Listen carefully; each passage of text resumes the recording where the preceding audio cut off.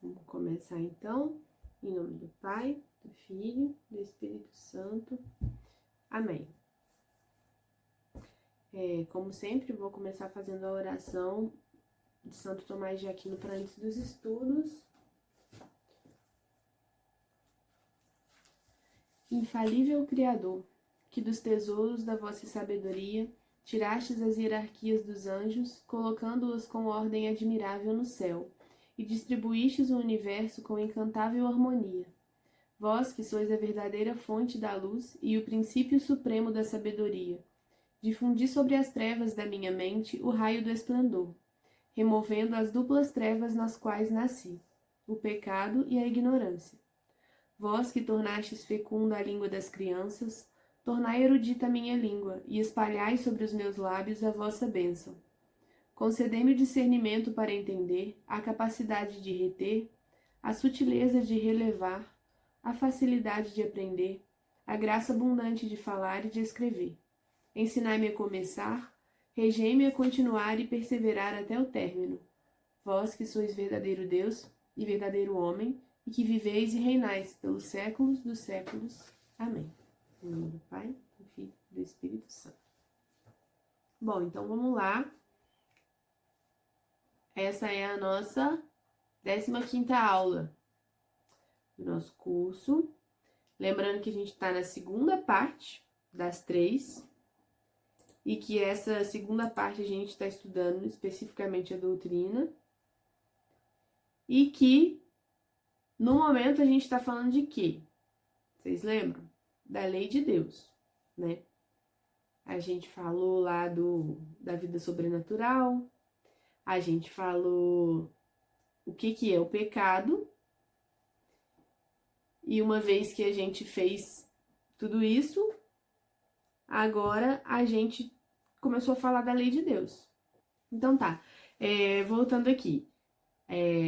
Então, a gente falou da vida sobrenatural, do pecado, e aí a gente começou a falar de quê? Da lei de Deus, justamente para a gente entender o que se espera de nós, o que nós temos que fazer, então, na prática, né? Como que a gente vai se orientar. Eu não sei se vocês... A gente falou da lei de Deus na aula passada, só que não foi possível esgotar o assunto. Aliás, a gente não vai esgotar nenhum assunto, né? Mas não foi possível sequer terminar o que a gente se propõe a falar a esse respeito aqui. Então, eu dividi em 2 partes. Mas eu espero que seja só 2 partes mesmo, porque eu não sei se vocês lembram quando eu fui falar daquela aula A Igreja Fundada por Cristo, lá atrás, na primeira parte, que aí na primeira aula eu falei, eu vou, para não ficar muito longa, eu vou continuar na próxima. E ela virou 4 aulas, né? Então, a Igreja Fundada por Cristo tem 4 aulas com esse assunto, parte 1, parte 2, parte 3 e parte 4. Mas não, nesse caso não. Eu acho que ficou só dividido dessa forma mesmo. Então, na aula passada, a gente colocou bem claro o que é a lei de Deus, né? A gente falou da lei natural, a gente falou da lei antiga, aquela revelada a Moisés, e a gente falou da nova lei, que veio com Cristo dar o tom da lei antiga. Não que a lei antiga tenha sido revogada, não, agora acabou com Cristo e a nova lei. Não, é a mesma lei. Só que o que a nova lei fez com a lei antiga? Vocês lembram? Qual que é o principal ponto que eu tenho que ter em mente da nova lei? Eu tenho que lembrar de uma palavrinha, amor. E isso é muito, muito sério, porque a nova lei é a lei do amor. Só que a gente precisa entender o que isso significa, ainda mais hoje em dia, na era do relativismo, onde as palavras sempre tomam o significado que quem tá falando quer, né? Então, assim, é igual aquela frase, eu vou citar uma frase de Santo Agostinho aqui, na hora que chegar eu comento.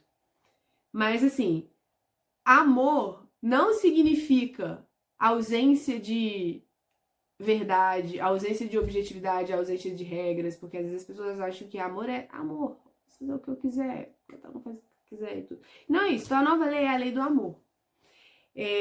Então, o que isso significa pra gente? A gente tem que, só recordando o que a gente já falou, 2 coisas muito sérias e muito profundas. Primeiro, que a nova lei, ela vem aprofundar as exigências da lei antiga. Então, se a gente pensa assim, ah, não, agora a nova lei é a lei do amor. No Antigo Testamento era tudo muito duro. Agora não, agora tá de boa porque é a lei do amor. Muito pelo contrário. Ela aprofunda as exigências da lei antiga. Por quê? Porque com a nova lei, Deus traz pra gente que ele vê o coração. Ele não quer simplesmente atos exteriores. Isso não significa que a parte objetiva da lei e que os atos exteriores não sejam importantes, eles são. Mas eles não são suficientes, certo? Eles não são suficientes para fazer um justo, ok? Então, a nova lei ela vai aprofundar as exigências da lei antiga, só que, com isso, ela traz uma coisa que a gente não tinha, que é a graça, para que essa lei seja cumprida, certo? Então, eu tenho que entender também que, com o advento da nova lei, eu tenho, junto com isso, a igreja, que eu não tinha. O que significa eu ter a igreja? Significa que eu tenho sacramentos. Então, eu tenho auxílios eficazes da graça, que a gente vai ver mais pra frente, para que eu possa cumprir essas exigências da lei, que sem a graça eu não sou capaz de cumprir, certo? Então, qual que é a conclusão que a gente tira a respeito da nova lei?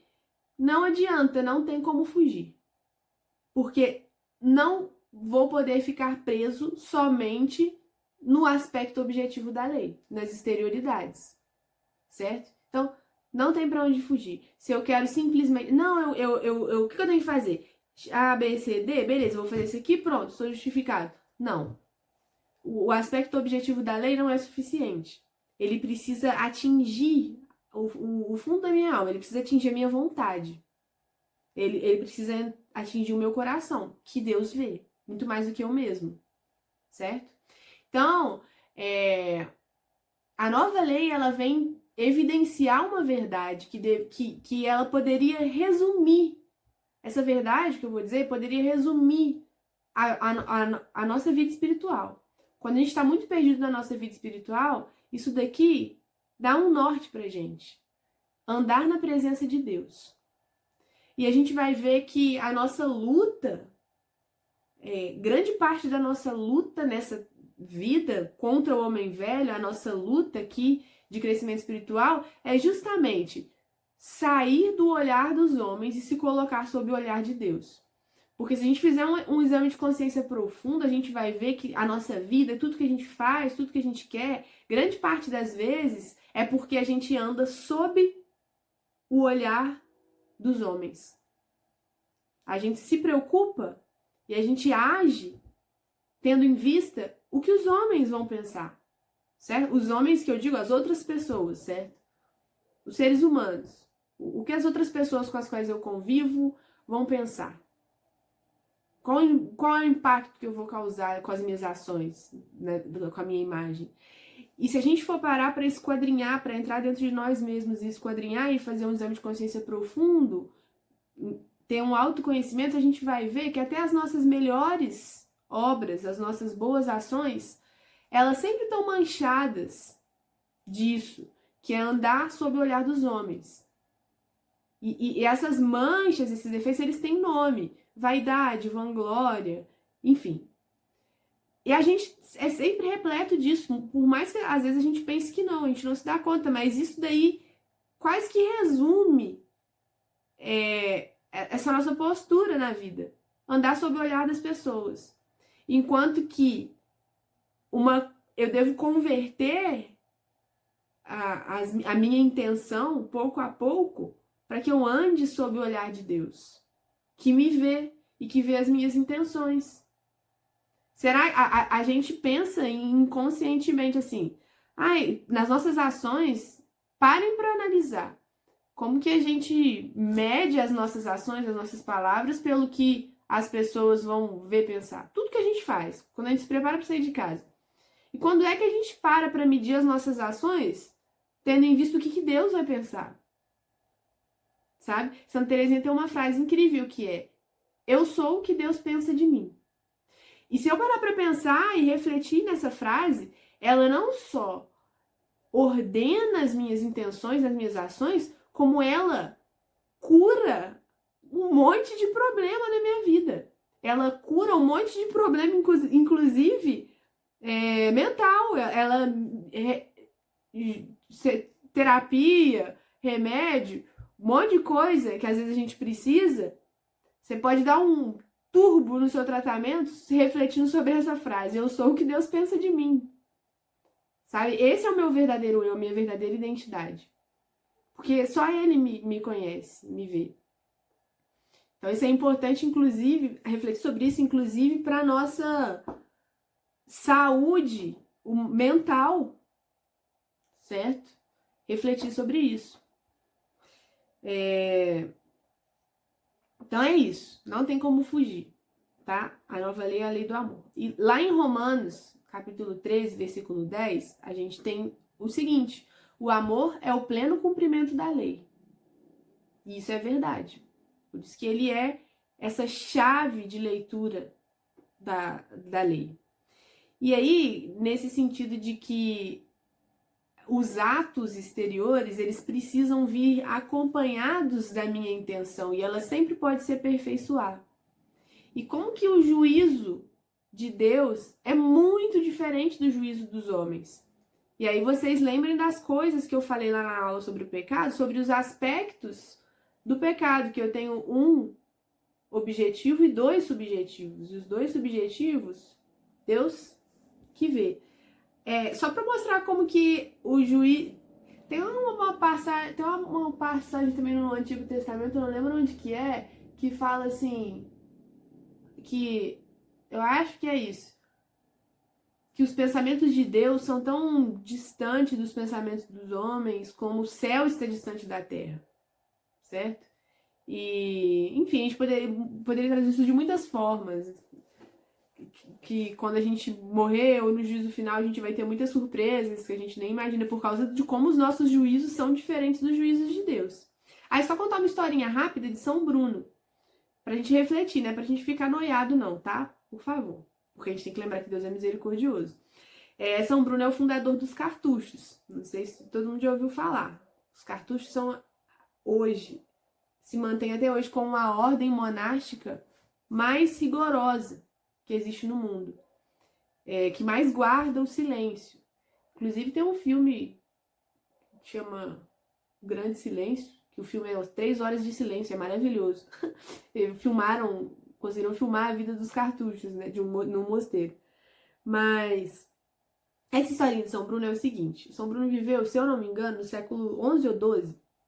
E talvez alguns detalhes não estejam muito fiéis, assim, porque eu não lembro de alguns detalhes, então eu vou contar com as minhas palavras. Mas, assim, ele tinha uma pessoa lá no lugar onde ele vivia, que, se eu não me engano, era um professor, não tenho certeza se era um professor, mas era uma pessoa muito admirada e muito conhecida, e tido como uma pessoa muito caridosa, muito virtuosa, enfim, que fazia boas obras e tudo. Ou seja, era uma pessoa admirada pelos homens.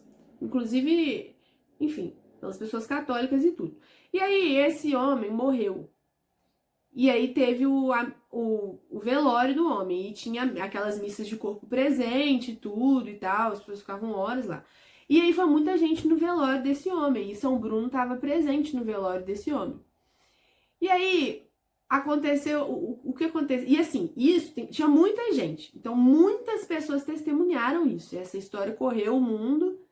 E hoje vão dizer o quê? Isso daí é a história que inventaram para causar medo das pessoas. Enfim, eu vou contar a história que muitas pessoas testemunharam. Tiveram muitas testemunhas. Que é que ele tava lá no enterro do homem, todo mundo lá velando e tudo, bicho de corpo presente, todo mundo muito seguro da salvação dele, porque aparentemente era uma pessoa muito boa e tal. E aí, lá pelas tantas, o morto sentou no caixão e falou assim: pela justiça divina fui julgado. E morreu de novo. E aí todo mundo ficou assim, nossa senhora, que desespero e tal. Aí ficaram rezando mais ainda, alguns foram embora, morrendo de medo e tal. Aí passaram um tempo lá, e aí em um dado momento o morto levantou de novo, sentou e falou: pela justiça divina... Eu não lembro qual foi a segunda coisa que ele falou, mas foi alguma coisa assim. Primeiro foi: pela justiça divina fui julgado. Aí depois: pela justiça divina, sei lá, fui sentenciado. Eu não lembro. Depois a gente pode até pesquisar direitinho É porque o que importa é a última coisa. É que ele falou e aí deitou de novo. Aí todo mundo lá desesperado e rezando e pensando, nossa e tal, um homem de Deus. Aí depois de um tempão, pela terceira vez, ele levantou e falou: pela justiça divina fui condenado. E morreu de novo. E assim, aí tem mais coisas sobre essa história. Parece que o povo, sei lá, até agrediu o corpo do morto. Tem uma coisa assim que fala, por causa da piedade lá que eles tinham. Mas assim, por que eu gosto muito dessa história? E São Bruno presenciou essa história, e ele presenciou isso. Isso marcou tanto ele que deu uma virada radical na vida dele. Tanto que ele virou um monge, enfim, fundou a obra dos cartuchos. E é um santo, né, daquela igreja que perpetuou, sobretudo, essa história. E muitas pessoas que testemunharam. Mas por que eu contei isso? Pra gente ver que Deus vê o nosso coração. A gente não sabe daquelas coisas dessa pessoa, as pessoas lá não sabiam das coisas sobre esse homem, a não ser aquilo que elas puderam ver exteriormente, certo? Então, não é pra gente ficar pensando, nossa, se aquele homem que fazia tudo isso foi condenado, imagina eu. Não é nada disso, tá, gente? Até porque, se você... as obras, elas nascem no coração. Se você for olhar, sei lá, olha Santa Bernadette, uma grande santa, corpo incorrupto. Os meninos foram lá, mandaram fotos pra vocês. Se você for olhar exteriormente, o que Santa Bernadette fez? Fez, assim, de concreto, que as pessoas veem, sabe? Diante dos homens, ela não fez nada. Tanto que as pessoas ficavam espantadas quando sabiam que era ela que tinha visto Nossa Senhora na gruta.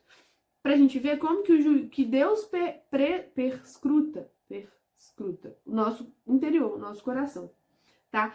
Então, isso é importante por quê? Porque a gente vai ver o conteúdo dos mandamentos. Só que só os mandamentos, sem o amor, sem a mudança efetiva do meu coração, ele vai gerar várias coisas. Ele vai gerar uma dose de farisaísmo. Não sei se vocês entendem o que é o farisaísmo, que os fariseus eram aquelas pessoas da época de Jesus que eram os doutores da lei, que tinham aquelas 500 milhões de regrinhas, que cumpriam tudo, que impunham aquilo ao povo, mas por dentro eles eram mortos, certo? E Jesus vem condenar justamente isso. A fé deles se resumia a exterioridades. Eles não atingiam o coração deles, ok? Então, esse apego à lei sem o crescimento no amor vai gerar desesperança, porque eu vou olhar para as minhas misérias e eu vou olhar para ele e vou falar, eu sou muito miserável, sou muito pecador, não consigo. Vai me causar desesperança, vai me causar escrúpulos, porque eu vou começar a enxergar pecado onde ele não existe, porque ao invés de eu olhar para Jesus, eu vou olhar pro pecado, pra miséria, para tudo. Enquanto a gente deve pensar em sufocar o mal que existe na gente com essa abundância do bem, certo? Não que a doença dos escrúpulos, ela pode surgir por vários outros motivos, tá, gente? Isso é só um exemplo. Isso pode me causar um tédio diante das exigências da espiritual. Eu posso olhar para as coisas espirituais com um certo tédio, pode me causar medo, enfim. Todas essas coisas, se eu olho só para a lei e eu não procuro crescer no amor. Então as coisas têm que andar em paralelo. E quando a gente cresce no amor, o crescimento no amor a Deus e por causa de Deus as outras pessoas, o que ele traz pra gente? Liberdade. E é muito importante eu ter isso em mente. Enquanto o pecado me aprisiona, me faz prisioneiro, escravo, porque são os vícios, eles me dominam. Enquanto o pecado me aprisiona, o verdadeiro amor a Deus, ele me liberta. Ele me faz livre. Ele me traz liberdade e me traz sabedoria. O amor, ele faz isso. Por que essa liberdade? Porque eu não tô subjugado pelo peso das minhas paixões. Eu não tô subjugado pela aquela rigidez da lei. O amor, o crescimento no amor, ele me faz compreender a lei, por isso ele me torna livre. Ele me torna livre diante da lei. Eu começo a saber cada vez mais, a entender o que realmente Deus espera de mim em cada situação. Então, nesse sentido que o amor, o crescimento no amor, ele traz liberdade e sabedoria. Ele vai nos fazendo entender os acontecimentos e ter esse discernimento, como que eu devo agir em cada situação. Quando eu caio, quando eu olho para as minhas misérias, eu não fico olhando para mim, eu emprego os meios que eu tenho, eu confesso, eu volto, eu olho para Jesus, eu não olho para mim, eu olho para fora, certo? Por isso que ele me liberta. Eu paro de ficar correndo atrás do meu próprio rabo, quando eu vou crescendo no amor. Então, daí a frase de Santo Agostinho, muito conhecida: ama e faz o que quiseres, certo? Porque o amor traz essa liberdade. Quanto mais eu cresço no amor, mais eu vou deixando essas prisões dos vícios e da minha própria mente, do que eu devo ou não fazer, porque o amor, ele tem esse efeito, o crescimento no amor a Deus, ele tem esse efeito de trazer a minha vontade para o nível da minha razão. Porque a fé, ela acontece na nossa razão, na nossa inteligência, certo? Mas ela precisa convidar minha vontade, que precisa acompanhar. Eu já falei isso, que grande parte dos nossos conflitos se dá pelo descasamento que existe na gente, entre aquilo que a gente enxerga como a verdade e a fraqueza da nossa vontade de aderir a essa verdade. Ok? Então o amor, ele vai aproximando a minha verdade, a minha vontade da minha razão. E vai me tornando livre por causa disso. Eu passo, quanto mais a gente ama a Deus e ao próximo, mais a gente faz o que a gente quer.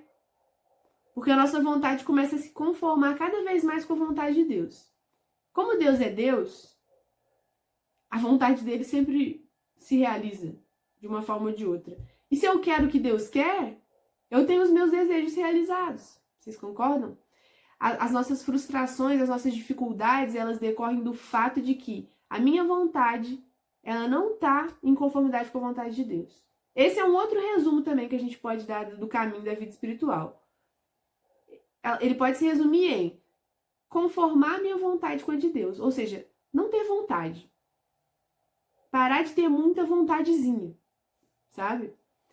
E ser mais maleável com as circunstâncias. Que as minhas vontades sejam tão magnânimas que elas estejam para além dos acontecimentos corriqueiros. Que eles não perturbem a minha vontade. Que ela não esteja presa em mesquinharias. Certo?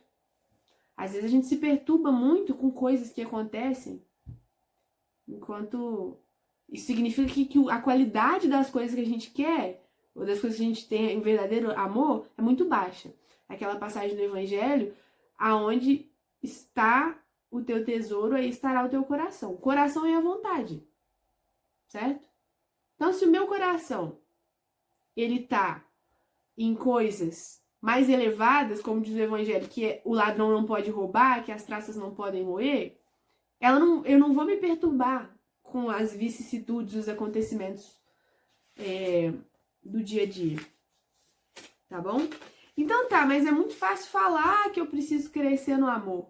Mas como que eu faço para crescer no amor? E para ir cumprindo a lei? Bom, a gente precisa da lei para orientar, e a gente precisa da graça para ajudar. Só que Deus, que é um pai, o mais amoroso dos pais, ele deixou pra gente. Por isso que eu sempre falo, a igreja é realmente a nossa mãe.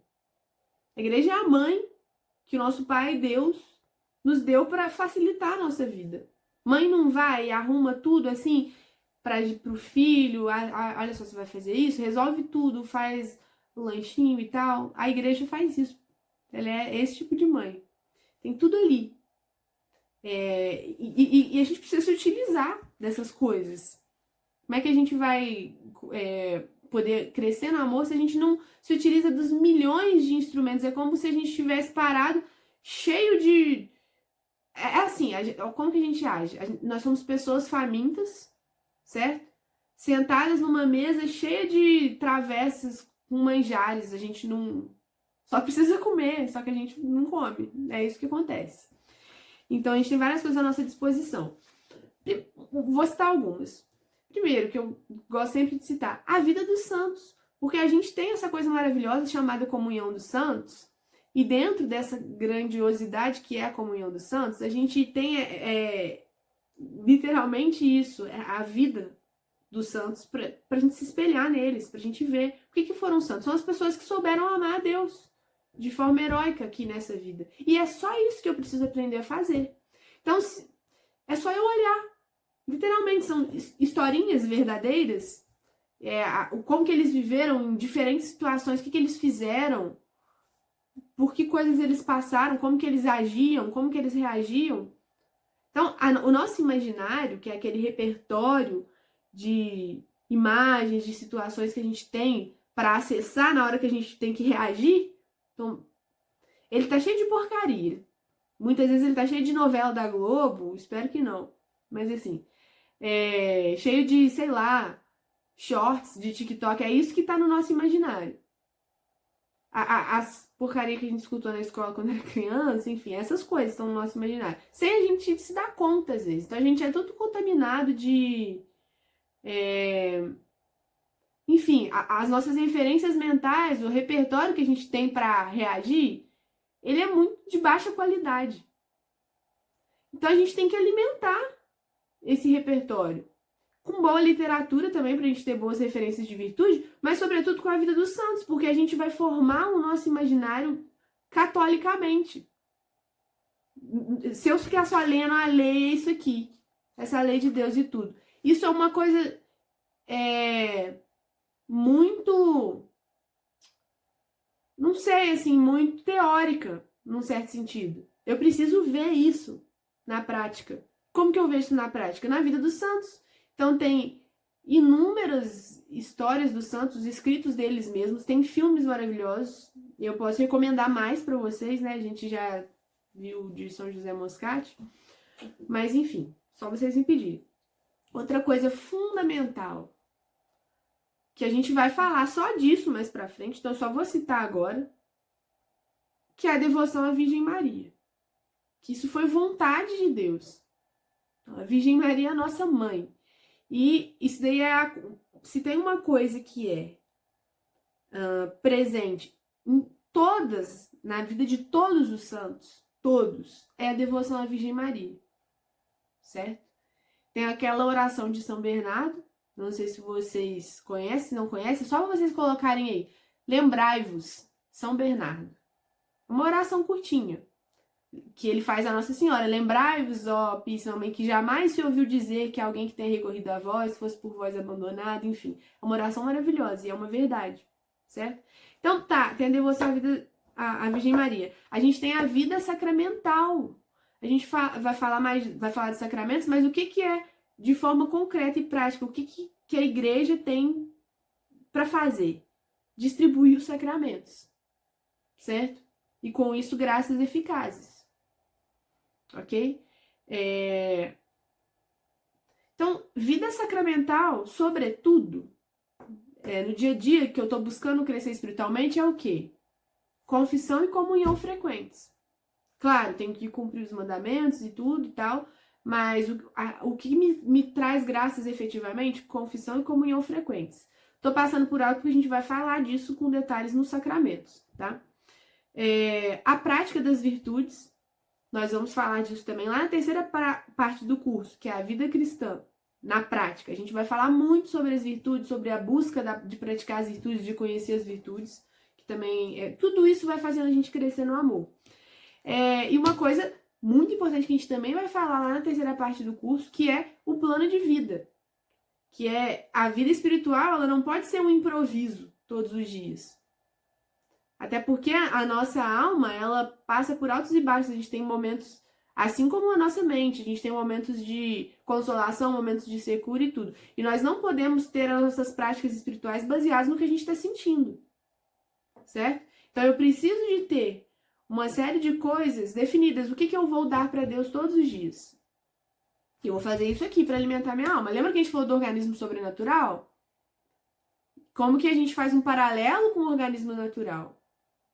E como a gente deveria cuidar muito mais do nosso organismo sobrenatural. Então, o meu plano de vida é o meu cuidado com o meu organismo sobrenatural.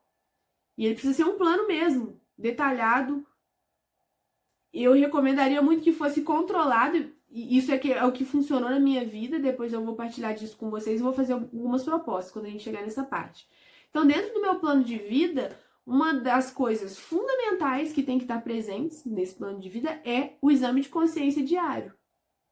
É todos os dias, antes de dormir, eu analisar aquele dia. O que eu fiz de bom, que eu devo continuar, o que eu fiz de ruim, que eu devo mudar. Sem isso, ninguém avança em nada. Isso daí acontece em tudo. Numa empresa, isso é feito. Empresas fazem sempre exames de consciência, pelo menos aquelas que crescem, das suas práticas, certo? Então, a gente deve fazer exame de consciência na nossa vida. Então, isso daí foram só alguns exemplos que eu citei, que existem coisas concretas que eu posso fazer para crescer no amor, ao invés de ficar me lamentando de que eu não sei como fazer. Porque, no fundo, isso eu faço. Mas quem concretiza esse crescimento, quem atrai, quem puxa para si, é Deus. Eu tenho que ter isso em mente. Não é com as minhas forças que eu vou progredir na vida espiritual. Eu vou fazer o que está ao meu alcance. Deus, vendo o meu esforço e a minha fidelidade, ele vai vir e vai intervir. Certo? Então é Deus que faz. Não são as minhas forças. Então, tendo dito isso, o que eu quero colocar para você? O que eu quero recordar aqui? Eu quero recordar aqui tudo que a gente viu sobre o desenvolvimento da igreja em si. Da igreja fundada por Cristo, enfim. De como que a igreja é vontade de Cristo, né? De como que ela é a guardiã dos tesouros da redenção, dos sacramentos, para distribuir. De como a gente viu que o Espírito Santo, conforme Jesus anunciou, ele continuou a ensinar. E Jesus disse isso. Ele continuaria a orientar. E como que a igreja, enfim, foi se desenvolvendo e solidificando aí a doutrina que foi revelada. Recordando também das nossas 3 fontes de fé, os 3 pilares da nossa fé, que são as Escrituras, ou seja, a Bíblia, a tradição e o magistério. Ok? E que a partir desses 3 pilares, a partir dessa tradição, a partir da inspiração do Espírito Santo, nós podemos fazer o quê?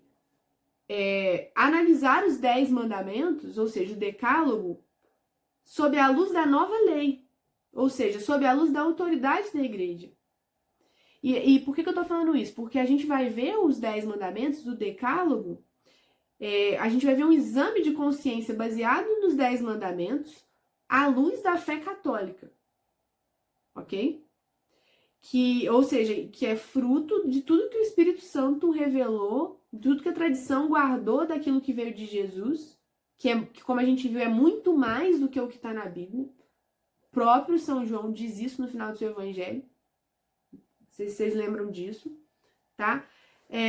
Bom, então é isso. E esse exame de consciência,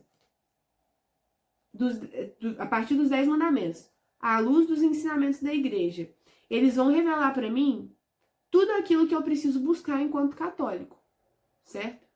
Os 10 mandamentos e os 5 mandamentos da igreja. Então, o que eu tenho que saber enquanto católico? Os 10 mandamentos sob a luz da doutrina católica e da nova lei, ok? E para isso, o que eu vou recomendar para vocês? Eu já mandei até para vocês o manual de confissão do Padre Paulo Ricardo. Eu tenho até ele impresso aqui, em preto e branco. Eu mandei o PDF para vocês. Não mandei? Depois vocês me confirmam. Eu acho que eu mandei o PDF no grupo. Se eu não tiver mandado, eu vou mandar. Inclusive, eu ia até perguntar, porque tá aparecendo um pessoal que tá assistindo a aula gravada no YouTube e às vezes pede algumas coisas, tipo a oração que a gente fez e tudo. Eu até queria ver se eu tava pensando, se for o caso, de criar talvez um drive ou um canal do Telegram, alguma coisa que a gente possa colocar o link, que o pessoal consiga também entrar, que não acompanha as aulas com a gente aqui, ao vivo, que consiga entrar e pegar o material. Então, se for o caso, se alguém quiser, só falar que eu posso fazer isso depois, tá? Então, a gente vai pegar, eu vou recomendar muito para vocês esse manual de confissão do Padre Paulo Ricardo, porque ele realmente é muito bom e muito completo. É, é até bom, enfim, ter ele impresso, né? Poder rabiscar e tudo. Mas se a gente vê, até lá no sumário dele, ele vai falar as coisas que a gente já falou, de quando que existe um pecado mortal, o que é matéria grave, o que é advertência, consentimento, os requisitos de uma confissão, que a gente vai ver depois. Só que eu não quero passar por isso agora. Tem coisas que a gente já falou e coisas que a gente vai falar depois. Eu quero me ater ao exame de consciência mesmo. Então, nesse sentido, o que a gente vai fazer? A gente vai pegar desde o primeiro mandamento lá. Como a gente viu, o primeiro mandamento, os 3 primeiros mandamentos, eles dizem respeito ao que eu devo, ao meu relacionamento com Deus. E os 7 últimos dizem respeito ao meu relacionamento com o próximo, tá? O primeiro mandamento é amar a Deus sobre todas as coisas. Se a gente parar para pensar, o primeiro mandamento, ele levado à perfeição, né? Levado ao seu pleno cumprimento, ele é simplesmente tudo que a gente veio fazer na Terra. Se eu realmente amasse a Deus sobre todas as coisas, todos os outros mandamentos já estariam automaticamente cumpridos. A grande questão é que nós não amamos de fato a Deus sobre todas as coisas. Certo? Só que existe uma gradação aí nesse crescimento do amor. Porque eu posso pecar contra esse mandamento de uma maneira gravíssima, já advertidamente colocando ídolos no lugar de Deus, seja a minha vontade, seja uma pessoa, seja qualquer coisa. Ou eu posso simplesmente não cumprir esse mandamento com perfeição, porque eu ainda não sou um santo de sétima morada, desculpa. Mas assim, eu não estou isento, ninguém está isento de buscar a perfeição do primeiro mandamento.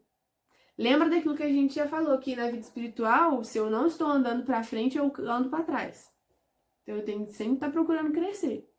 Caindo, levantando e tudo. Ok? Então, eu não consigo amar a Deus sobre todas as coisas. Ninguém aqui eu acho que consegue ainda, né? Senão a gente não tava aqui, não precisava de estar aqui. Então, assim, calma. A vida é uma luta. Essa é a nossa luta, amar Deus sobre todas as coisas, ponto. Então, a gente sempre vai ter que aprender isso daí. E aí, nesse sentido, o Pai fala, ele esmiuça esse primeiro mandamento. Então, olha só, eu só vou ler aqui para vocês, né, para clarear um pouquinho, ó. Deixei por culpa própria de conhecer as principais verdades da fé católica, tendo em vista todo nesse sentido, né, lembrando que a gente está falando da doutrina da Igreja Católica. Nesse sentido, eu já reconheci que aqui está a verdade, eu vi, a minha razão me mostrou, a minha inteligência mostrou e a minha vontade aderiu. Ok, então eu tenho a obrigação de procurar conhecer e de colocar em prática, certo? De empregar os meios, não só de ficar na teoria. Então, ele fala aqui, o que é o mínimo que nós devemos saber? Que há um só Deus em 3 pessoas, Pai, Filho e Espírito Santo, que o Filho de Deus se fez homem, morreu e ressuscitou para a nossa salvação, que ele virá julgar os vivos e os mortos, dará o inferno aos maus e o céu aos bons, e também devemos conhecer o Pai Nosso, os 7 sacramentos da igreja, enfim, o resumo aí. Mas lembram que a gente falou que, lá do outro catecismo, que é falta grave não procurar estudar e conhecer a doutrina. Eu tenho obrigação de procurar conhecer a minha fé, certo? Ó, alguma vez neguei ou duvidei voluntariamente de algum ensinamento da igreja, mesmo depois de já ter sido instruído sobre aquela doutrina? Por exemplo, já me ensinaram que o inferno existe, que os demônios existem, mas mesmo assim eu me recuso a acreditar, porque é mais confortável para mim achar que não, para eu continuar fazendo tudo que eu quiser, enfim. Acreditei, segui ou professei algum ensinamento consciente de que ele é incompatível com a fé católica? Participei ativamente de alguma cerimônia ou culto não católico? Enfim, para um católico, seria pecado grave participar de qualquer... Uma vez que eu reconheço que a verdade está na Igreja Católica, seria pecado grave eu participar de qualquer... enfim, qualquer culto, alguma coisa não católica. Ok?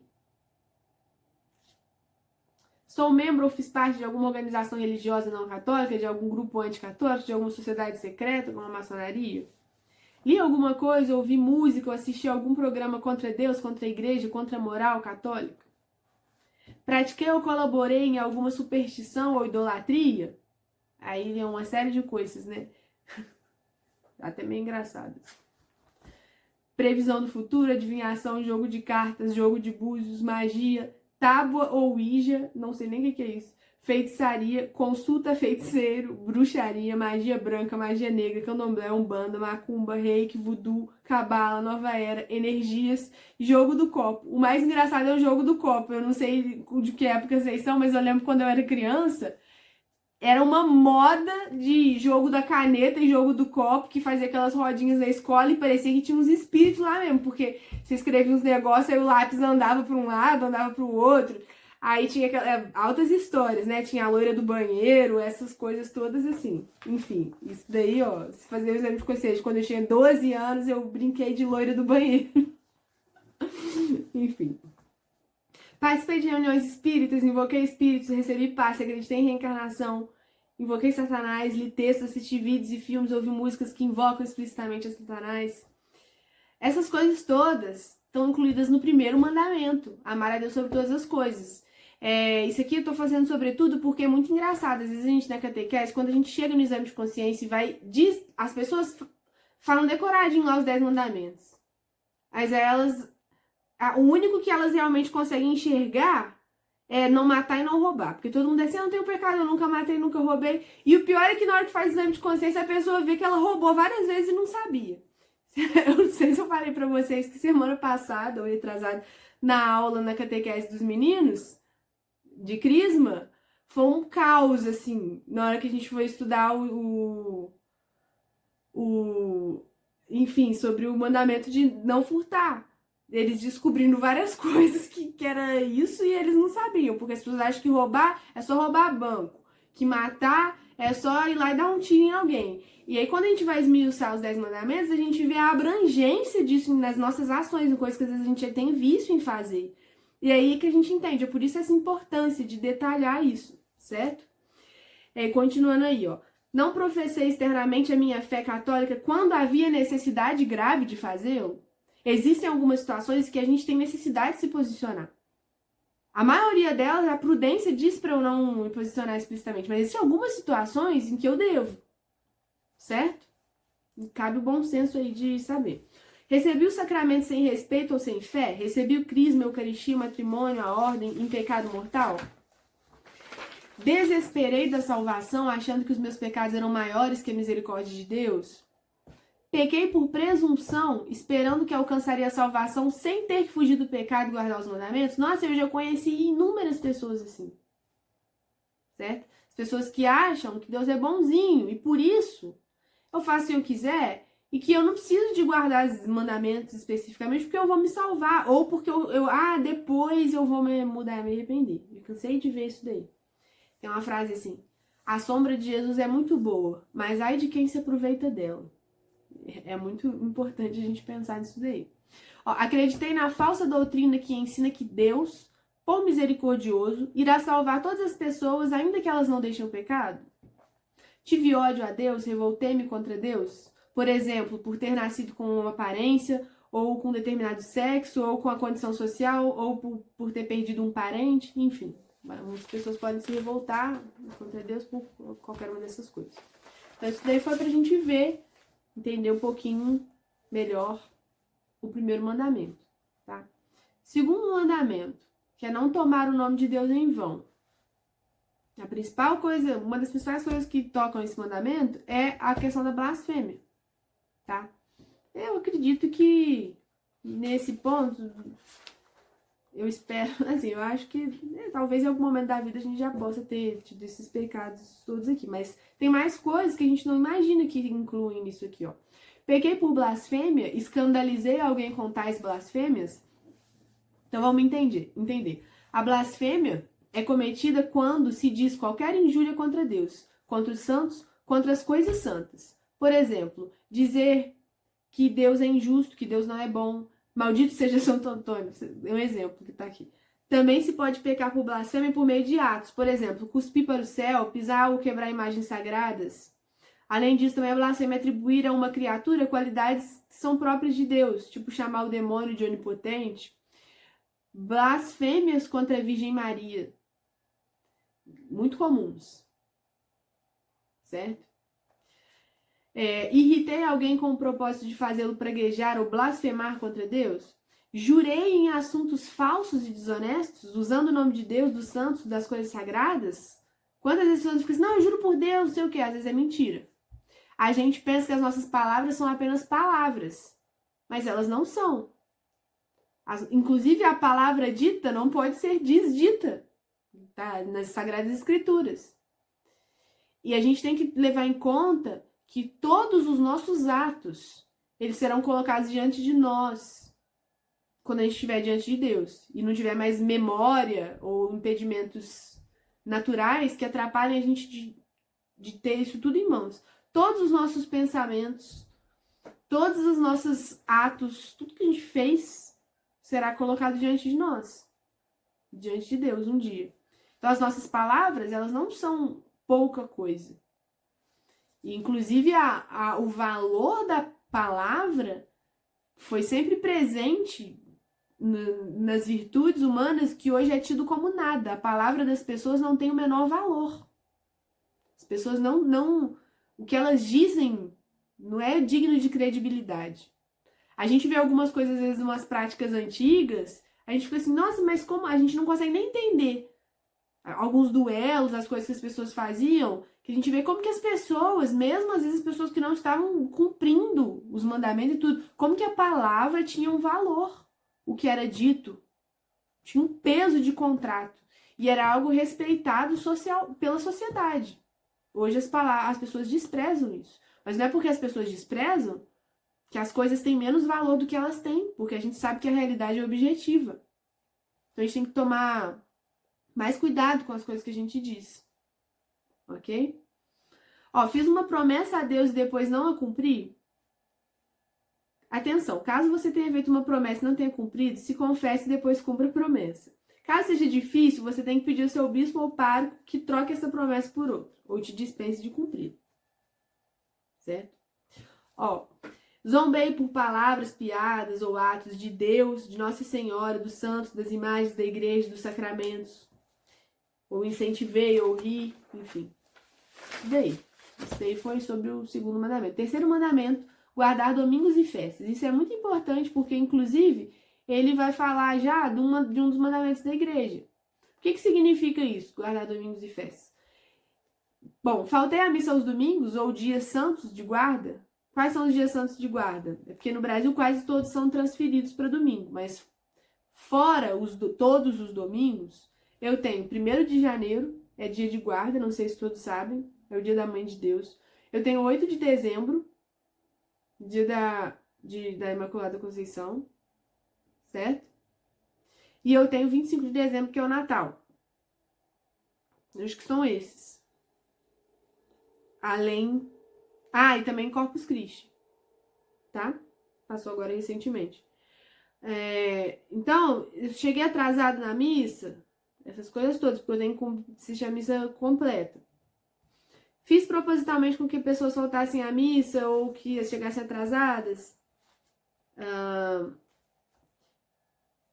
Se eu fiz as orações que eu devo fazer todos os dias, enfim.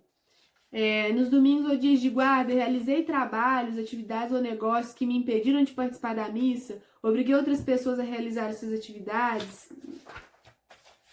Trabalhei nos domingos e dias santos de guarda sem ser caso de necessidade, alguns serviços que não podem parar, enfim. Mas se eu posso, se não é um serviço essencial, ou se, enfim, eu não estou obrigada por qualquer situação de trabalho, ok? Então, guardar domingos e festas tem muito a ver com o cumprimento do preceito. De cumprir o preceito, de participar da Santa Missa. Quarto mandamento, qual que é o quarto mandamento? O quarto mandamento é o primeiro mandamento do meu relacionamento com o próximo. E eu não sei se vocês sabem que os mandamentos têm uma gradação de importância, digamos assim. Então, o mandamento mais O primeiro mandamento da minha relação com o próximo é honrar pai e mãe. Esse mandamento é um mandamento muito importante de entender, porque ele causa um monte de problema. Porque as pessoas confundem.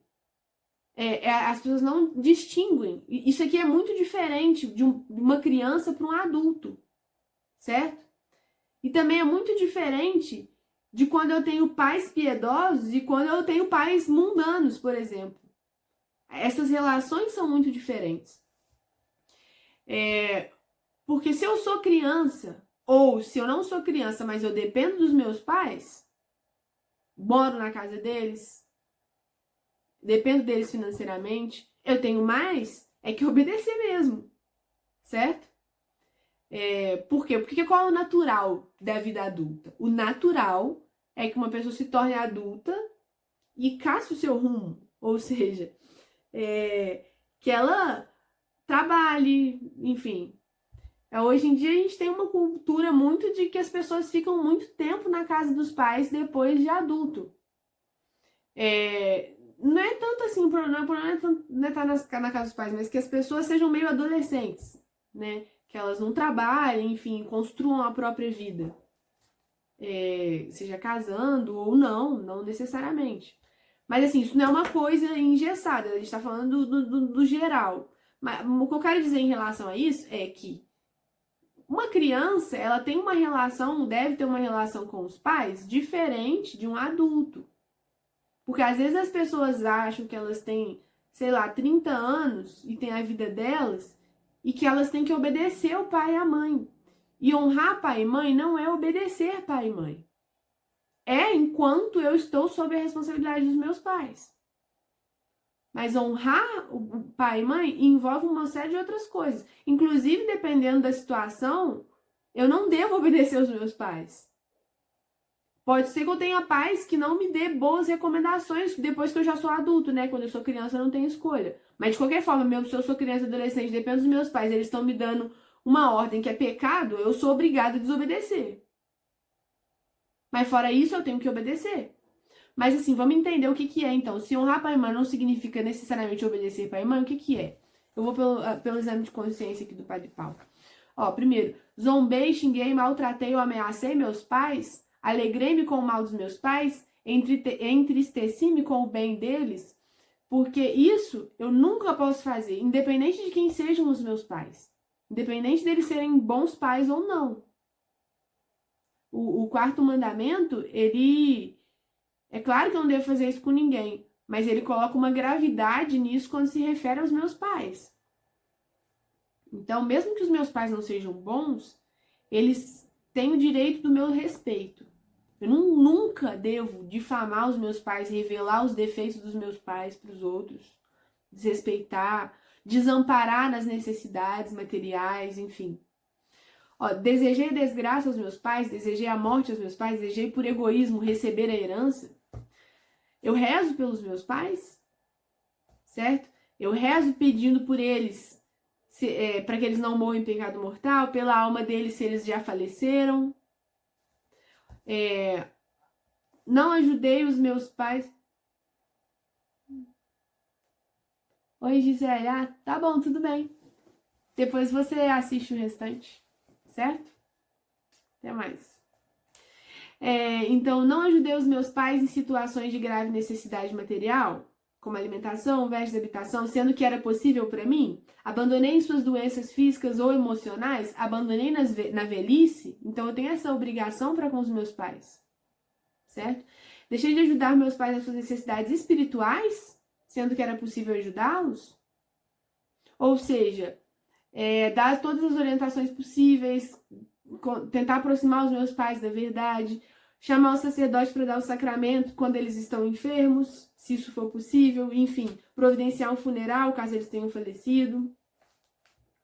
Levantei a mão contra os meus pais, bati nos meus pais. Agressão aos pais é pecado mortal, ainda que a lesão causada seja leve. Entristeci gravemente meus pais com palavras, gestos ou ações. Desobedeci aos meus pais em assuntos moralmente importantes. Por exemplo, os pais mandam o filho ir à missa domingo e o filho não vai. Os pais mandam o filho naquela festa indecente e o filho vai. Aí eu tenho que desobedecer meu pai. Esse é um exemplo do que eu estava falando. Os pais mandam o filho deixar aquela má companhia e o filho não deixa. Aí eu estou desobedecendo. Ó, mesmo que o filho já seja maior de idade, se ainda permanece morando com os pais, continuam o dever de lhes obedecer. Se o pai manda o filho fazer algo imoral ou contrário à lei de Deus, o filho está obrigado a desobedecer. Caso contrário, o filho pecará justamente por obedecer a seus pais, pois convém antes obedecer a Deus que aos homens. Então, tem essas matizes aí de entender como as coisas funcionam. Por exemplo, os pais que mandam o filho mentir, roubar, se vingar, assistir um filme obsceno, ir à casa de prostituição, usar roupas imodestas, usar drogas, se embriagar, não ir à missa, não rezar, isso tudo deve ser desobedecido, certo? Roubei alguma coisa dos meus pais? Agora, esse mandamento também, ele é adaptado, ele tem as suas reverberações aí para situações que dizem respeito ao cônjuge e aos filhos, ó. Para os que são casados. Zombei, xinguei, maltratei ou ameacei o meu cônjuge? Impedi que o meu cônjuge cumprisse seus deveres religiosos? Para os que têm filhos. Por negligência, deixei de conduzir os meus filhos ao batismo o mais rápido possível? Então, aqui no quarto mandamento, que é honrar pai e mãe, a gente também vê as obrigações dos pais em relação aos filhos. Não cumpri a grave obrigação que tenho de educar meus filhos na fé católica, deixando de ensinar-lhes a doutrina da igreja, a digna recepção dos sacramentos, para que tivessem o suficiente para perseverar até a morte no estado de graça? Observação. Como os filhos podem pecar gravemente após os 7 anos de idade, quando eles têm uso da razão, os pais devem motivá-los a se confessar regularmente a partir de então, dando-lhes a instrução necessária para isso. Cabe lembrar também que todos os fiéis a partir dos 7 anos são obrigados à confissão, ao menos uma vez por ano. Deixei de sustentar meus filhos, impedir meus filhos de irem na missa, de rezar e cumprir seus deveres religiosos, permitir que o namorado do meu filho ou vice-versa dormisse junto com ela na minha casa. Permitir que os meus filhos lessem livros, ouvissem músicas ou assistissem a programas imorais, enfim. Permitir que meus filhos frequentassem lugares suspeitos, permitir que eles andassem em companhias perigosas. Deixei de corrigir os vícios e pecados graves dos meus filhos. Castiguei eles com ódio no coração. Fui mau exemplo para os meus filhos, dando-lhes ocasião de imitarem os meus pecados graves ou se escandalizarem com eles. Tipo, embriaguez, roupas indecentes, enfim. Faltar missa, essas coisas, certo? Vou só terminar e passar bem rapidinho, né? Porque a gente também já tá dando 1 hora de aula já, pra gente poder não passar muito. Quinto mandamento, que é não matar. Esse daí é ótimo, né? Porque as pessoas sempre falam que não matam, e aí a gente vai ver que o quinto mandamento inclui um monte de coisa. Inclusive, se a gente for ler no Evangelho, Jesus mesmo fala. Acho que tá lá em Mateus, se eu não me engano, no capítulo 5 ou 6, depois do Sermão das Bem-aventuranças, Jesus fala, está escrito, não matarás, mas eu vos digo, toda vez que você tem ódio contra seu irmão, lembra, Jesus vai falando. Ou seja, o próprio Jesus, ele já vai destrinchando aí os mandamentos. O que eles incluem. Não é só aquela letra da lei. Inclusive, a gente dá muito pouco valor para o quinto mandamento. A gente peca muito contra o quinto mandamento e o coração de Jesus é muito sensível a isso. A nossa falta de caridade com as pessoas. E a gente, às vezes, não dá o peso que isso deveria ter.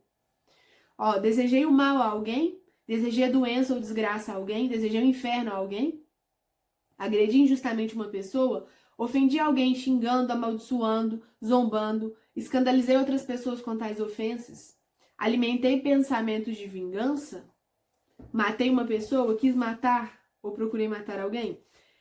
Isso aqui é muito importante, inclusive, tema aí em alta. Fiz ou tentei fazer aborto? Aconselhei ou ajudei alguém a fazer o aborto? Defendi que as pessoas têm o direito de fazer o aborto? Inclusive, eu faço parte e promovo vários movimentos pró-vida em Juiz de Fora. Se alguém tiver interesse, precisamos de voluntários. Só um parêntese. Apoiei conscientemente políticos que promovem o aborto, a eutanásia, o divórcio, a ideologia de gênero, o homossexualismo, a legalização das drogas, a abolição da propriedade privada? Porque tudo isso, se eu apoio políticos que promovem essas coisas, eu estou pecando contra o quinto mandamento. Usei métodos abortivos, anticoncepcionais, DIU, pílula do dia seguinte. Pratiquei a eutanásia, pressando a morte de uma pessoa idosa ou doente. Aconselhei alguém a praticar a eutanásia. Defendi que as pessoas têm direito à eutanásia. Então, olha quantas coisas estão incluídas no quinto mandamento e a gente não se dá conta. Muitas coisas que a gente, às vezes, por uma certa inocência, por ignorância, faz ou já fez e depois a gente vai se dando conta. Na geração dos meus pais, com a geração assim sombria, coitados, triste, quantas pessoas não usaram anticoncepcionais e vários outros métodos contraceptivos que são abortivos sem saber, inclusive sem ter a menor orientação de catequese, esses bons católicos, sem ter a menor catequese de que isso sempre foi condenado pela igreja. E sem ter a verdadeira noção do que isso é, do que esses métodos fazem, né? Do que eles causam. Fiz fertilização in vitro, obriguei ou aconselhei o uso desses métodos, afirmei ou defendi que uma pessoa pode usar métodos artificiais de concepção, retirei alguma parte significativa do meu corpo desnecessariamente, fiz alguma esterilização, vasectomia, ligadura de trompas, etc. É permitido retirar alguma parte do corpo para preservação da vida. Por exemplo, amputar um pé, um braço. É permitido, inclusive, retirar um órgão ligado à reprodução, útero, ovários, testículos, desde que seja para salvar a vida e haja reta intenção. Tentei diretamente suicídio, induzi, instiguei ou auxiliei alguém a praticar o suicídio. Usei por mero prazer bebidas alcoólicas até perder completamente o uso da razão. Usei drogas ilícitas. Cooperei com o pecado grave de outra pessoa. Cooperar diretamente com o pecado mortal de alguém é também um pecado. Certo?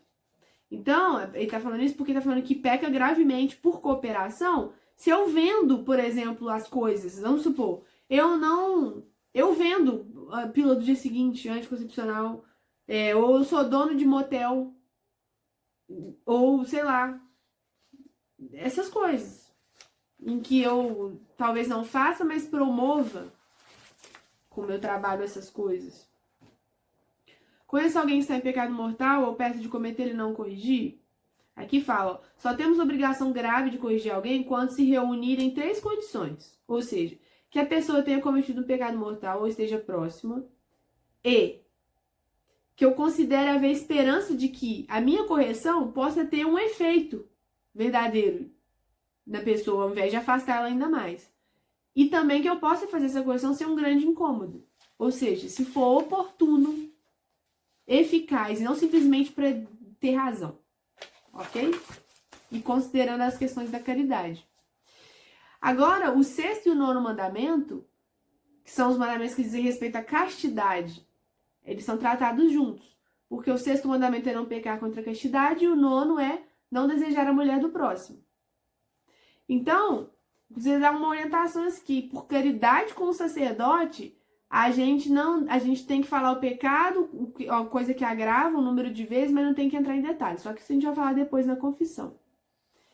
Aqui, no pecado contra a castidade, isso aqui é muito importante a gente esmiuçar, depois vocês têm que ler com calma, porque ele vai trazer para mim várias questões. Ele vai trazer, se eu tendo sido batizado na igreja, se eu vivi união estável ou casamento só no civil, sem casar na igreja, sendo casado na igreja, neguei relação sexual ao meu cônjuge sem causa grave.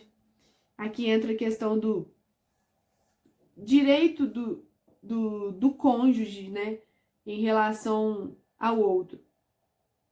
Mas existem situações em que isso é válido, por exemplo, quando ele cometeu adultério, não está arrependido, quando não tem uso da razão, porque usou caso de embriaguez, enfim.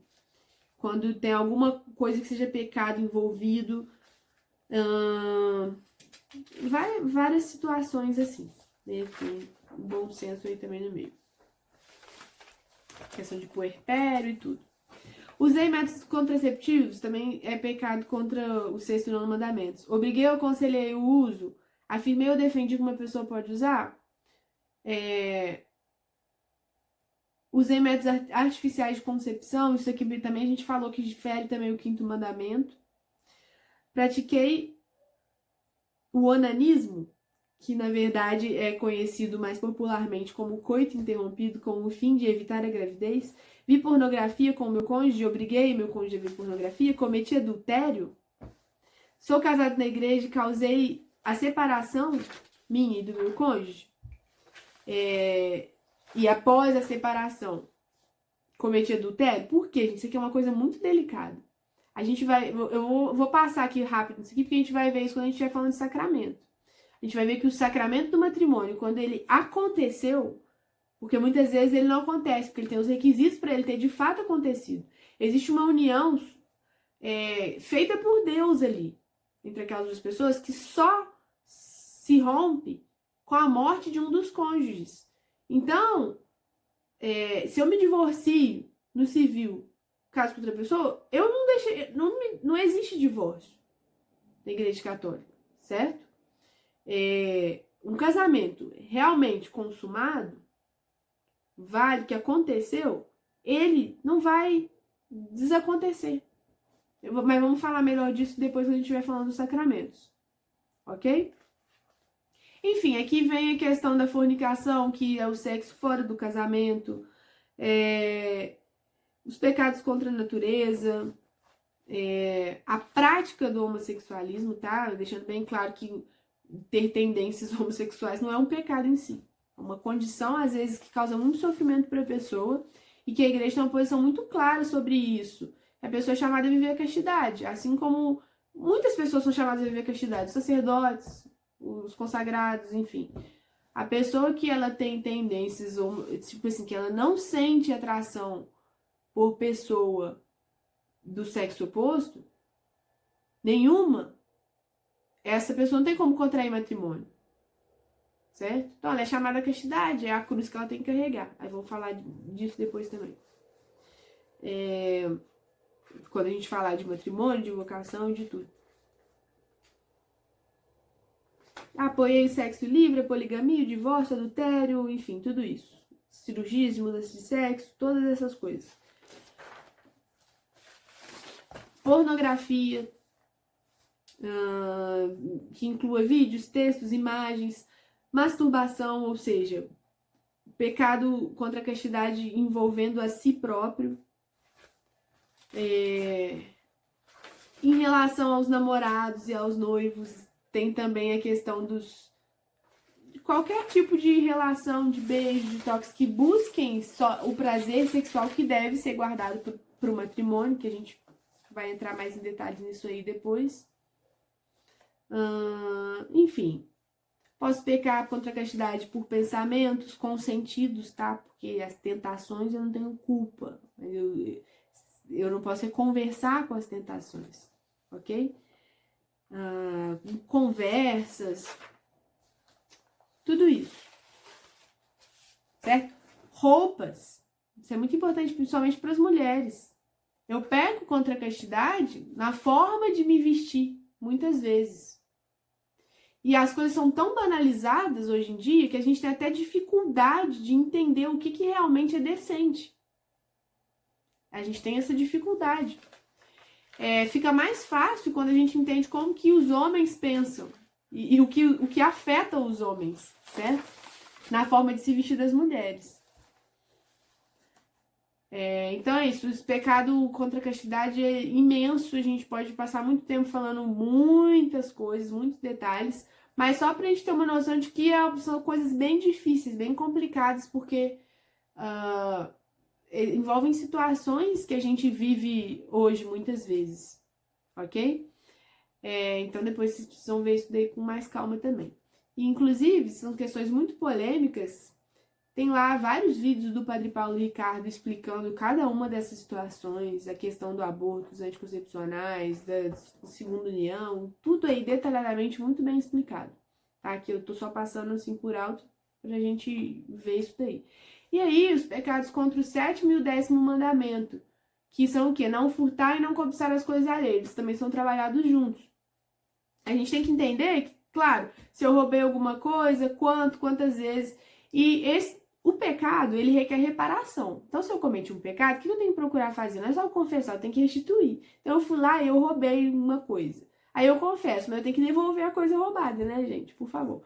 Mas só que não é só isso, tem muitas coisas aí contra isso que a gente não, às vezes não leva em conta. Por exemplo, danificar a propriedade pública, patrimônio público, que tem dono, somos todos nós.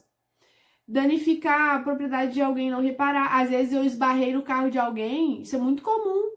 Não tinha ninguém, ninguém viu, eu simplesmente vou embora. Não deixo num recadinho e tudo. Enfim, esse tipo de coisa, tá? Pegar coisa emprestada e não devolver.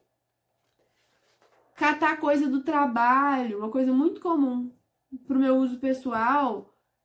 Enrolar no eu ganho para cumprir um determinado trabalho, aí eu não cumpro, desperdiço meu tempo ou faço ele mal feito. Isso também é um pecado contra o sétimo mandamento. Recusar pagar o salário devido aos meus empregados também. Recusar ajudar alguém que está em extrema necessidade, sendo que eu tenho condição. Isso é um pecado contra este mandamento. Naquele sentido de que o que me sobra, eu tenho a obrigação de ajudar aquele que está extremamente necessitado e que vem me pedir. Que eu tenho uma situação que a providência colocou diante de mim para que eu ajudasse. E eu tenho condição e eu não faço, por sei lá qual motivo. Enfim, dei mais valor aos bens materiais que a salvação eterna, certo? E aí, a última coisa que a gente vê é o 8º mandamento, que é não levantar falso testemunho. Ou seja, não mentir, mas não mentir significa que não levar a uma pessoa a concluir algo que não seja verdadeiro, justamente porque eu não minto só com palavras, certo? Mas com olhares, com várias coisas. E aí, sobre a mentira, é uma coisa muito importante para dizer. Não vou ficar detalhando, mas tem muita coisa importante para dizer. Existem mentiras graves e existem mentiras mais leves, em termos de objeto aí do pecado. No entanto, eu tenho que ter em consideração o seguinte: a mentira é intrinsecamente má. O que isso quer dizer? Que toda mentira é uma matéria ruim. A mentira, ela sempre é ruim. É isso que quer dizer. Tem mentira que é uma matéria grave, tem mentira que não é uma matéria grave, mas a mentira é ruim. Lembrando que Deus é a verdade e que o demônio é o pai da mentira. Então eu tenho que sempre procurar que ter uma transparência nas minhas palavras. Eu tenho que evitar o vício que às vezes eu tenho de pequenas mentirinhas. Ou aquela coisa, eu vou mentir porque, coitado, é pra a pessoa não sofrer, ou porque para evitar problema. Não existe isso, não. A mentira é ruim. Certo? Só que aí nesse mandamento entra um monte de pecados que às vezes a gente vive fazendo contra a caridade e não se dá conta, como por exemplo, calúnia, que já é mais grave, que é quando eu espalho uma coisa de alguém que ainda por cima é mentira. Mas tem a maledicência, eu espalhar os erros de alguém, o pecado de alguém. Eu tenho o juízo temerário, ok? Todos esses pecados contra a reputação das pessoas, enfim, eles são pecados contra esse mandamento e eles são também pecados contra o 5º mandamento. Revelei algum segredo importante, sendo que a pessoa esperava que eu guardasse. Tenho o hábito de revelar segredos. Falo dos pecados das outras pessoas. Tenho o hábito de falar mal dos outros. Provoco intrigas, jurei falso, assinei documentos falsos, usei documentos falsos. Tudo isso é pecado contra esse mandamento. E aí, contei mentiras que causam dano grave a alguma pessoa. Aí ele ainda fala aqui, o padre, que toda mentira é pecado. Mas só as mentiras que causam algum prejuízo grave à honra ou aos bens do próximo, que é um pecado mortal. Certo? Se eu caluniar alguém, eu estou disposto a reparar, apesar de que não é possível reparar completamente. Eu queria contar a historinha de São Felipe Neri, mas não vou contar porque não dá tempo. Então, depois eu conto para vocês sobre a calúnia. Ok? Então, a gente passou rapidamente aí os 10 mandamentos, tá? Sob a luz da igreja. E a gente teria que falar também dos 5 mandamentos da igreja. Porque eu preciso fazer exame de consciência sobre os 10 mandamentos e sobre os 5 mandamentos da igreja. Tá bom, eu vou contar. Mas, resumo da aula, já dá uma confissão. Isso aí, uma confissão geral. Eu vou contar a historinha, mas eu vou só terminar a aula, porque aí quem quiser sair, fica livre pra sair, porque eu já passei bastante do horário, certo? Já tem 1h15 de aula. Mas, eu queria terminar. Eu acho que o que eu preciso, eu acho que eu precisaria de mais uns 10 minutos. Tá ok pra todo mundo? Se a gente levar mais uns 10 minutos? Tá ok? Então tá. Então vamos lá. Os 5 mandamentos da igreja. Vou falar rapidamente, tá? Depois vocês precisam procurar entender melhor. Mas primeiro mandamento da igreja, comungar pelo menos uma vez no ano. Olha isso. Como é que a gente vai comungar só uma vez no ano? Como é que, assim, é o mínimo, sabe? Os mandamentos são o mínimo, mas eu devo fazer muito mais que isso pra eu procurar ter vida sacramental. Mas assim, eu tenho que comungar pelo menos no tempo pascal. E isso é minha obrigação. Mas eu devo procurar estar sempre em estado de graça para eu comungar no mínimo todo domingo, porque eu tenho que ir na missa pelo menos todo domingo, certo? Além disso, eu preciso, né, guardar os dias de festa e ir na missa todos os domingos, isso já tá lá nos 10 mandamentos. Mas os mandamentos da igreja, eu tenho que comungar pelo menos na Páscoa. Eu tenho que fazer jejum eucarístico de pelo menos 1 hora antes de comungar, e que isso daí era muito mais rígido antigamente, só foi flexibilizando. Inclusive, por um zelo eucarístico, a gente deveria procurar fazer jejuns eucarísticos de um tempo um pouco maior. Mas pelo menos 1 hora é minha obrigação, sem comer antes de comungar, ok? Agora, isso aqui é muito importante, porque um monte de católico não faz isso e não sabe disso. Sobre jejum e abstinência. O que é minha obrigação enquanto católico? Bom, só tem 2 dias do ano, só 2 dias do ano hoje, né? Porque antes tinha mais. Poucas décadas atrás tinha mais. Eu só tenho 2 dias do ano que a igreja exige que eu faça jejum. Que dias são esses? Quarta-feira de cinzas, sexta-feira da paixão. E esse jejum, ainda por cima, é muito, muito fácil. Porque nesse jejum eu posso fazer uma refeição completa, normal, como eu faria, claro que sem gula, né? E mais 2 refeições incompletas. O que é uma refeição incompleta? É só um pequeno lanchinho, de forma que se eu somar as 2, não dê 1. Ou seja, eu posso comer uma coisinha qualquer de manhã, pouco, muito menos que eu comeria normalmente. Tipo assim, sei lá, meio pão.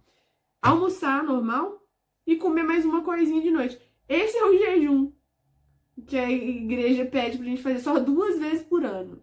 É essa coisa ridícula, tá?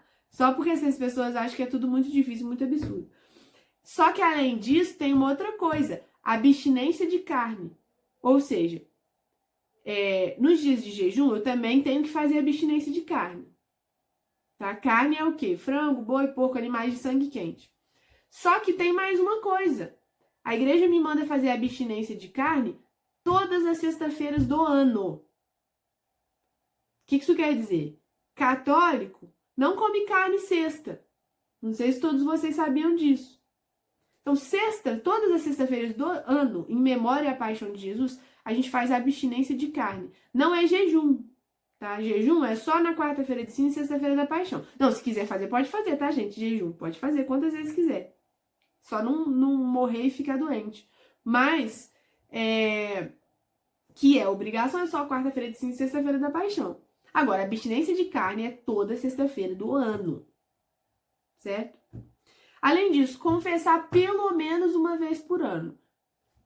Se eu tô buscando crescer na vida espiritual, eu vou buscar confessar todo mês. Pelo menos, né? Uma vez por mês aí. Recomendação dos diretores espirituais, os santos recomendavam confessar toda semana. Mas assim, o que é uma obrigação, para não ser pecado, é que eu confesse pelo menos uma vez por ano. Eu não sei quem consegue ficar confessando só uma... Porque o confissão é o sacramento da cura. A gente vai ver que a gente recebe graças e força para conseguir viver os mandamentos. A gente vai falar mais disso depois lá no sacramento, tá? E além disso, o 5º mandamento da igreja é contribuir com as necessidades materiais da igreja, dentro das minhas possibilidades. Seja contribuindo com o dízimo ou com qualquer outra coisa que tenha a ver com as necessidades materiais da igreja. Certo? Então, esses são os 5 mandamentos da igreja. Aí, gente, essa aula, ela tem muitos pontos que a gente vai tratar mais detalhadamente depois, porque a gente vai tratar mais detalhadamente nos sacramentos. Quando a gente for falar dos sacramentos, a gente vai detalhar isso. E também quando a gente for falar lá da terceira parte do curso da vida cristã, eu vou falar mais detalhadamente dos exames, certo? Só que aí, para finalizar hoje, é o seguinte, eu já vou dar um gostinho de uma coisa que eu vou propor para vocês depois, que é esses exames de consciência diários. Porque a gente tem esse exame de consciência que a gente deve fazer. Aí, olha só. A dona Eveline tá falando que aprendeu com o Arthur. Pra quem não sabe, o Arthur é o filho dela. E o Juan é o filho da dona Cíntia. E eles já deram catequese aqui pro pessoal quando eu tava viajando.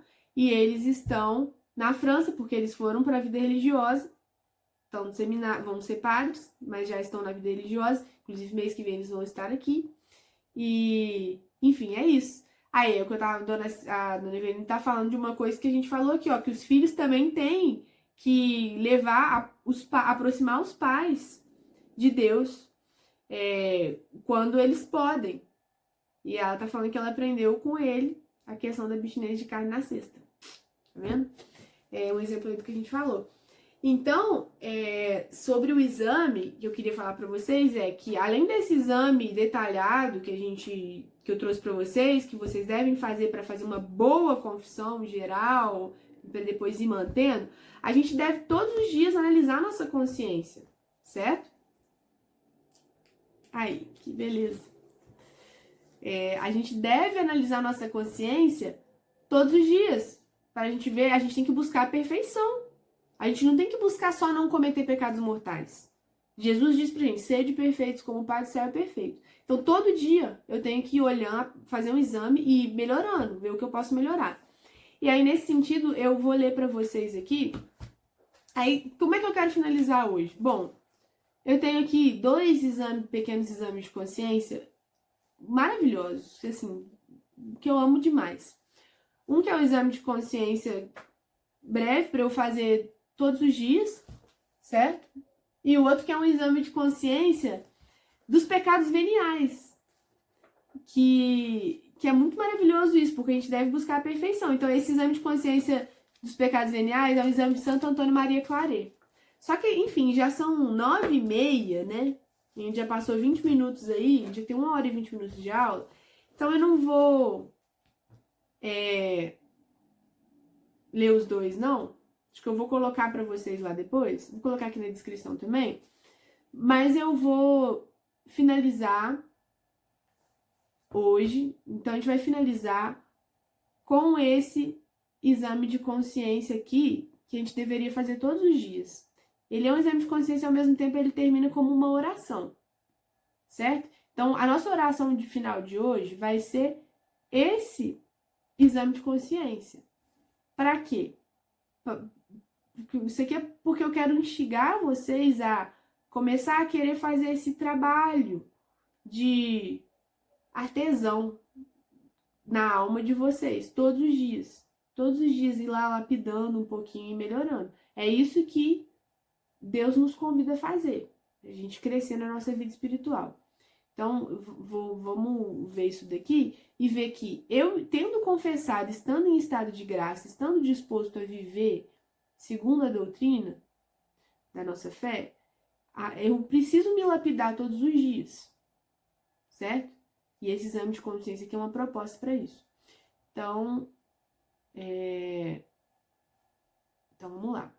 Em nome do Pai, do Filho, do Espírito Santo. Amém. Deveres para com Deus. Comecei o dia oferecendo a Deus todos os meus pensamentos, palavras e ações. Fiz algumas outras orações durante o dia, agradecendo, pedindo, oferecendo a Deus o trabalho bem feito, aceitando com fé os sofrimentos e contrariedades.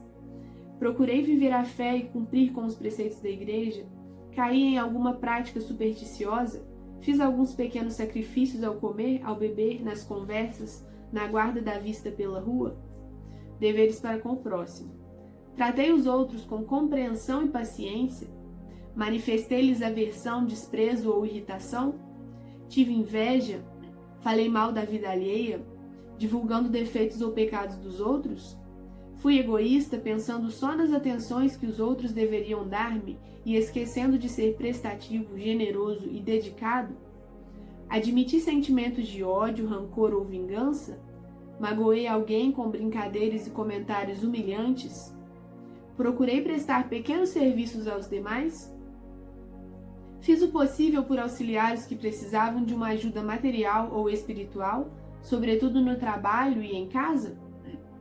Rezei pelos outros e procurei aproximar algum amigo de Deus? Deveres para comigo. Esforcei-me por melhorar hoje em alguma virtude, especialmente naquela em que tenho mais dificuldades? Procurei cumprir com perfeição os meus deveres familiares e profissionais? Lutando contra a preguiça, o desleixo, a desordem, o adiamento? Evitei pensamentos, palavras ou atos de orgulho, vaidade, preguiça, sensualidade ou avareza? Deixei-me arrastar pela curiosidade sensual e por desejos impuros? Fui insincero? Convém lembrar sempre que todos os dias temos de glorificar a Deus, imitar a Jesus Cristo, invocar a Virgem Santíssima, implorar a todos os santos, salvar a alma, mortificar o corpo, adquirir virtudes, examinar a consciência, expiar pecados, evitar o inferno, ganhar o paraíso, preparar a eternidade, aproveitar o tempo, edificar o próximo, preterir o mundo, combater os demônios, dominar as paixões, suportar a morte e esperar o juízo. Em nome do Pai, do Filho e do Espírito Santo. Amém. Então é isso, gente. Esse foi o nosso exame de consciência / oração de hoje. Eu vou mandar para vocês o exame de consciência dos pecados veniais, porque ele é maravilhoso, ele é incrível.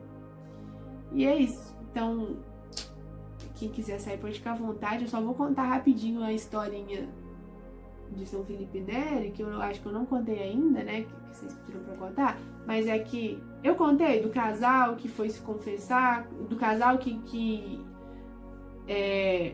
morava lá no lugar onde ele morava, e aí tinham inveja de alguma pessoa lá. Então, eles inventaram uma coisa e começaram a espalhar dessa pessoa. Uma calúnia, pecado da calúnia. Começaram a espalhar uma mentira dessa pessoa. Aí depois eles viram coisa grave que eles estavam fazendo e se arrependeram e foram confessar. E o pecado, ele requer reparação, por isso o sacerdote deve passar uma penitência. Então, eles foram, confessaram, São Felipe Neri foi e disse, tá bom, agora como penitência vocês vão fazer o seguinte, vocês vão pegar uma galinha morta, vão subir lá no alto daquela montanha e vão chegar lá em cima, vão arrancar todas as penas e jogar. Aí eles acharam aquilo muito estranho, mas eles obedeceram. Aí eles foram lá, subiram, arrancaram as penas da galinha, jogaram e desceram. E falaram, pronto, padre, já fizemos o que o senhor mandou, e agora? Aí ele falou, agora vocês vão voltar lá e vão pegar todas as penas. Aí eles falaram, mas como que a gente ia fazer isso? É impossível, a gente jogou lá do alto da montanha, ventando, elas se espalharam, elas se perderam, é impossível recuperar todas. E ele falou, pois é, exatamente, foi isso que vocês fizeram com essa pessoa, porque a calúnia que vocês espalharam, por mais que vocês tentem reparar, vocês podem catar alguma daqui e dali, mas vocês nunca vão conseguir reparar toda a dimensão do dano que vocês causaram na reputação dessa pessoa. Então, ele faz para mostrar pra gente como que é grave o pecado da língua, e a difamação e a calúnia, como que a gente tem que... Toda pessoa tem direito à boa reputação, eu não tenho autorização de divulgar nada de ninguém, muito menos se for mentira, né? Mas eu não tenho autorização de divulgar nada, os pecados dos outros, certo? Essa era a historinha. Então, gente, é isso. Vocês querem perguntar alguma coisa? Tá tudo tranquilo? Hoje a gente passou bastante do horário, mas desculpa, é porque eu não queria fazer parte 3 da aula Lei de Deus, então eu acabei passando um pouquinho. Certo? Boa noite, gente. Fiquem com Deus. Até semana que vem.